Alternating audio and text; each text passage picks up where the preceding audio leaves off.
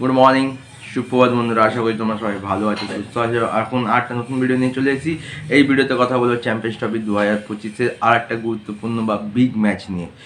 আজকে মুখোমুখি হচ্ছে সাউথ আফ্রিকা ও অস্ট্রেলিয়া, মানে দুজন এই চ্যাম্পিয়ন্স ট্রফির ওয়ান অফ দ্য কন্টেন্ডার।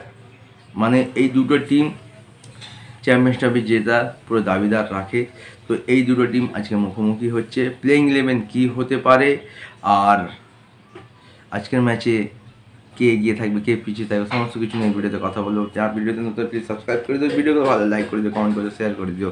তো দেখো, প্রথম অস্ট্রেলিয়া ও সাউথ আফ্রিকা চ্যাম্পিয়ন্স ট্রফিতে এখনও অবধি কোনই মুখোমুখি হয়নি।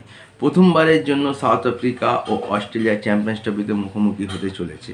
যদি এর আগে আমরা ওডিআই স্ট্যাটস দেখি, তো এখনও অবধি ওডিআই হিস্ট্রিতে এই দুটো টিম 110 বার মুখোমুখি হয়েছে, যেখানে কিন্তু সাউথ আফ্রিকার পাল্লা ভারী।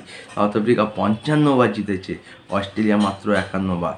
3টে ম্যাচ কোনো রেজাল্ট হয়নি ও একটা ম্যাচ টাই। আর সেই টাই ম্যাচটা আমরা সবাই জানি ওটা কোন ম্যাচ ছিল। আর যদি এমনি লাস্ট 5টা ম্যাচের কথাই বলি, লাস্ট 5টা ম্যাচে কিন্তু সাউথ আফ্রিকার পাল্লা ভারী। সাউথ আফ্রিকা 4টে জিতেছে, অস্ট্রেলিয়া মাত্র 1টে জিতেছে।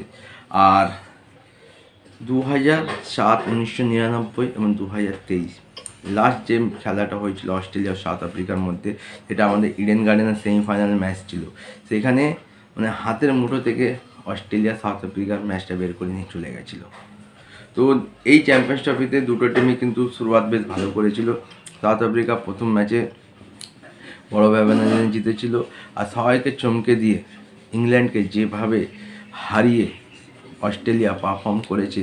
প্রথমে সবাই ভাবছিলেন যে তাদের main pace attack Cummins, Hazlewood, Starc নেই, আর নতুন যে টিম আছে সেটা নিয়ে অস্ট্রেলিয়া কীরকম কী পারফরমেন্স করবে। কিন্তু জসুয়া ইংলিশ, অ্যালেক্স ক্যারি, তারা যে পারফরমেন্স করেছে, আর 351 রান চেস করে দিয়ে সবাইকে তাক লাগিয়ে দিয়েছে। মানে ভাই, নতুন খেলোয়াড় হলেও কী হবে, তাদের কিন্তু ভাই ক্ষমতা রাখে। যেভাবে তারা ইংল্যান্ডকে হারিয়েছে, সেদিক দিয়ে দেখলে অস্ট্রেলিয়া পাল্লা অনেকটাই ভারী।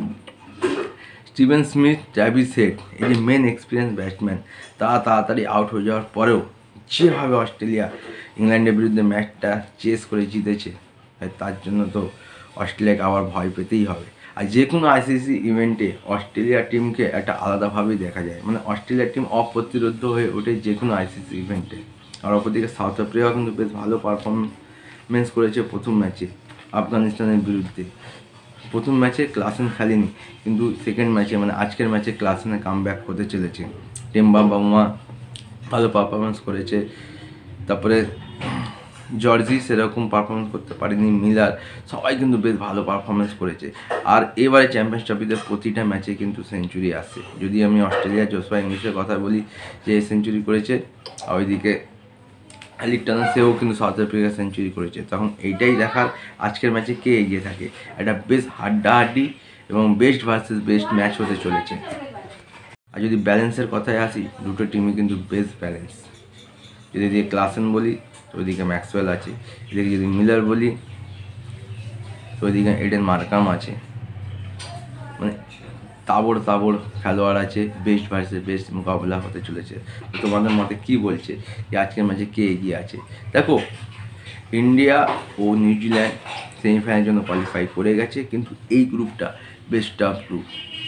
এই গ্রুপে কিন্তু এখনও অবধি কোন দুটো টিম কোয়ালিফাই করবে সেটা বোঝা যাচ্ছে না। আজকে যে জিতবে সে তো কোয়ালিফাই করে যাবে, কিন্তু বাকি দুটো টিমেরও চান্স থাকছে। তো এই গ্রুপটা হচ্ছে খুব টাফ গ্রুপ। তো আরেকটা থেকে তোমরা লাইভ সম্প্রচার দেখতে পাবো। South Africa Australia big match আজকে শুরু হতে চলেছে। তোমরা কাকে চাইছো, কাকে সাপোর্ট করছো, কমেন্ট করে জানাতে পারো। তাই ভালো থেকো, দেখা হচ্ছে একটা নতুন ভিডিওতে।